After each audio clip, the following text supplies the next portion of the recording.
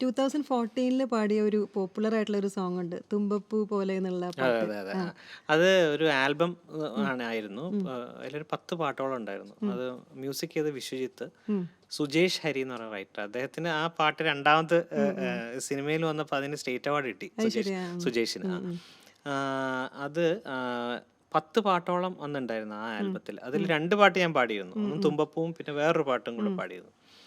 അപ്പോൾ അതിൽ അന്ന് പാടിയ പാട്ട് അത് തുമ്പപ്പൂ. അത് ഞാൻ പറഞ്ഞല്ലേ, സോഷ്യൽ മീഡിയ ഒന്നും അന്ന് അങ്ങനെ അത്ര ആക്റ്റീവ് അല്ല. ആകെ യൂട്യൂബ് മാത്രമേ ഉള്ളൂ. യൂട്യൂബിൽ ഇടും, കണ്ടന്റ് ഇടും എന്നല്ലാണ്ട് അത് നമ്മൾ കേൾക്കാനൊക്കെ വളരെ ബുദ്ധിമുട്ടാണ്. അന്ന് ഇന്റർനെറ്റിലൊക്കെ എല്ലാവരുടെ കയ്യിലും ഫോണും ഫോണൊന്നുമില്ല. ഇല്ലല്ലോ. ഇന്റർനെറ്റൊക്കെ നമ്മൾ സ്മാർട്ട് ഫോൺ കഫേലൊക്കെ, ഇല്ലാത്ത കാലഘട്ടം. അതെ, കഫേലൊക്കെ പോയിരുന്ന് കേൾക്കണം. അങ്ങനെയല്ല.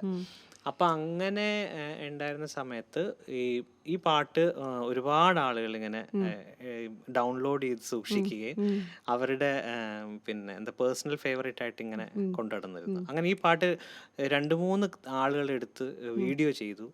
അങ്ങനെയൊക്കെ നോക്കുമ്പോൾ ഈ പാട്ട് വളരെ പോപ്പുലർ ആണ്. ട്രെൻഡിങ് ആയി തുടങ്ങി.